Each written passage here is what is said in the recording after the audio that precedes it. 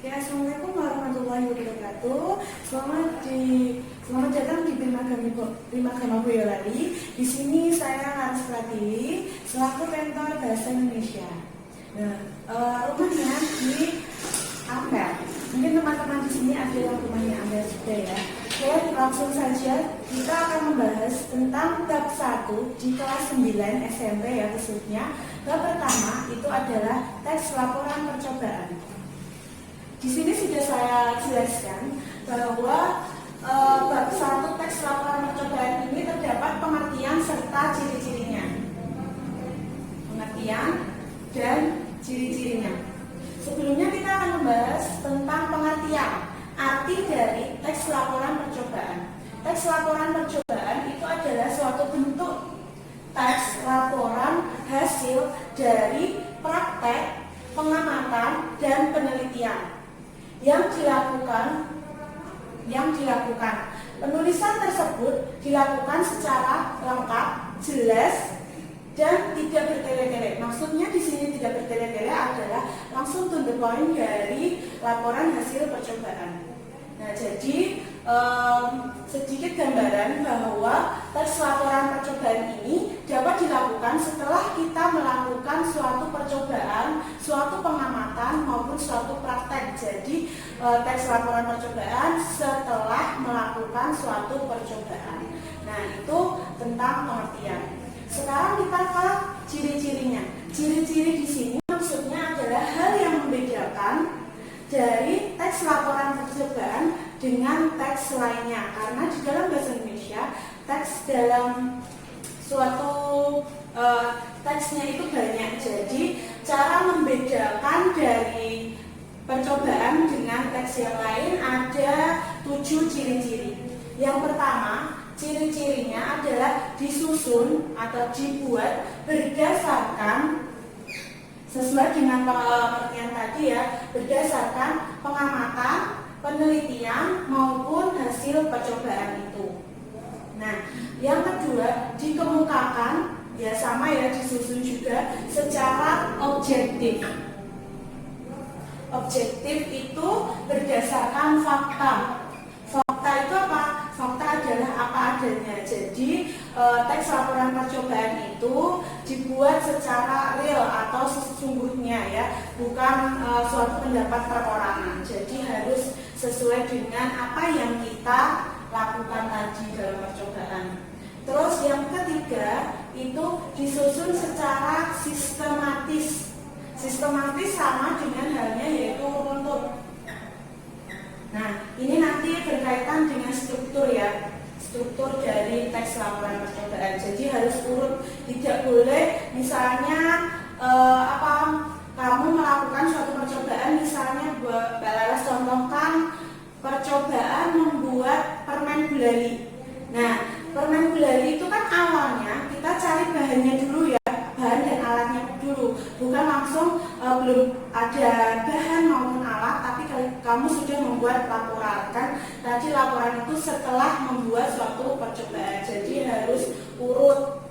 Nah, yang keempat itu menggunakan bahasa yang ilmiah. Maksudnya di sini bahasa ilmiah itu karena teks laporan percobaan tadi berdasarkan fakta, tidak dibuat-buat, jadi bahasanya juga harus bahasa baku ya. Jadi bahasa ilmiah itu sama dengan bahasa baku atau bukan bahasa gaul misalnya ya.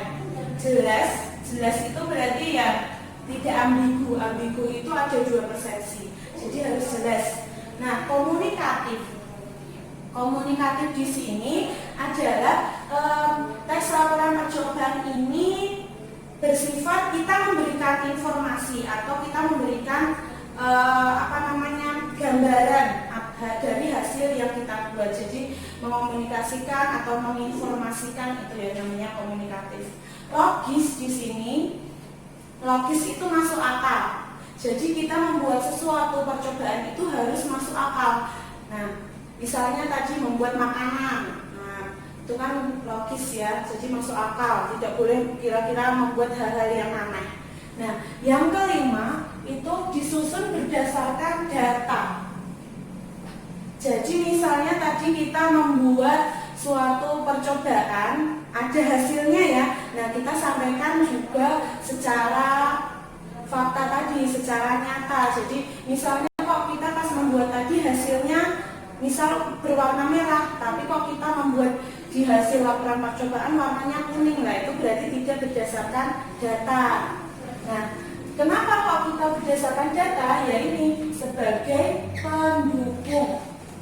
Nah, sebagai pendukung. Yang keenam itu disusun secara menarik. Menarik di sini adalah kira-kira kita membuat suatu percobaan itu yang orang lain juga tertarik atau mau melakukan apa yang kita lakukan. Jadi tidak membosankan ya. Jadi di sini disusun secara menarik. Terus nomor 7, menuntaskan permasalahan. Nah, tujuan dari laporan percobaan itu adalah menuntaskan suatu permasalahan yang ada atau yang sedang dibicarakan, bukan malah membuat suatu permasalahan lagi. Nah, itu dari ciri-ciri teks laporan percobaan. Kurang lebihnya seperti itu. Ada pengertian juga ya. Jadi itulah pengertian serta ciri-ciri dari laporan. Oke, adik-adik, kita lanjut ya. Tadi setelah yang tadi kan pengertian ciri-ciri. Nah, sekarang bagaimana caranya kita menemukan informasi di sini itu isi yang terkandung dalam teks laporan percobaan tersebut. Nah, ada 5 langkah-langkah yang harus kita lakukan sehingga nanti kita dapat menemukan atau menentukan isi atau informasi dalam teks laporan yang kita buat.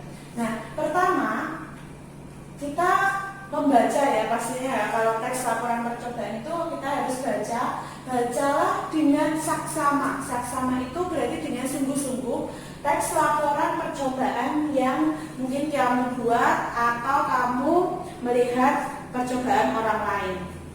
Nah, kamu baca ya, Nah, kedua itu kamu mencermati informasi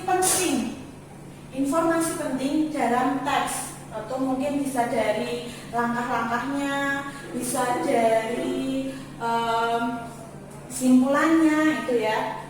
Nah, untuk yang hal-hal penting ini kalian bisa membuka teks laporan percobaan banyak ya di internet. Itu contoh dari teks laporan percobaan ada di internet, mungkin ada di buku kalian yang buku paket maupun buku LKS gitu. Nah, yang ketiga, setelah kamu mencermati hal-hal yang penting, yang ketiga kamu tentukan informasi penting tersebut dengan menggunakan sebuah pertanyaan. Nah, pertanyaan, misalnya contohnya, kamu mengenal nggak dari kata ini, adik Simba? Nah, kalau dalam bahasa Indonesia khususnya ya, itu namanya adik Simba. Tapi mungkin kamu juga mengenal dalam bahasa Inggris ya, itu adalah 5W plus 1H. Nah, coba kita bareng-bareng mendiktekan ya, apa sih kepanjangan dari adik Simba atau 5W 1H ini. Nah, mungkin cara mudahnya karena kita belajar bahasa Indonesia, tentunya kita yang ini aja ya. Yang ini aja. Yang adik Simba. Di sini apa?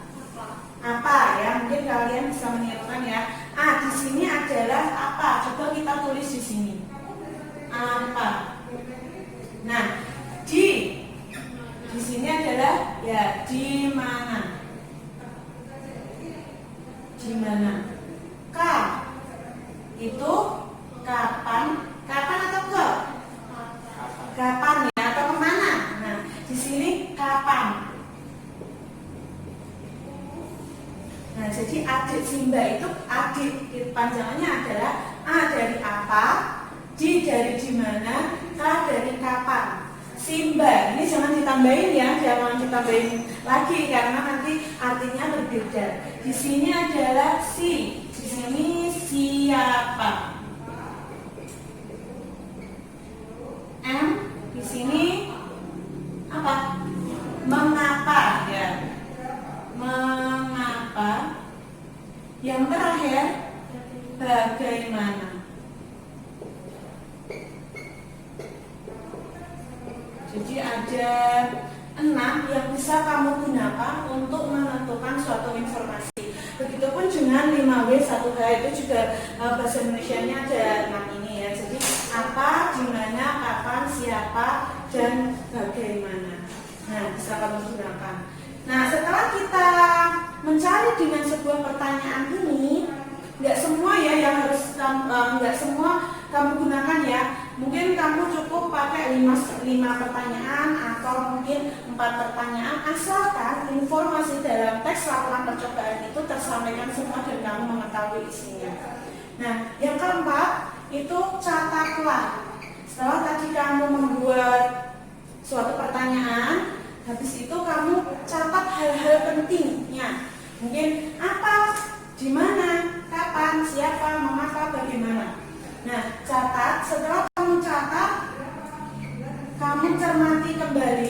Nah, catat di sini tadi ya, lupa. Catat di sini itu kamu bisa membuatnya. Habis ada misalnya 4 soal, kamu jadikan suatu paragraf. Tahu ya paragraf ya? Paragraf itu adalah suatu kumpulan dari berbagai kalimat.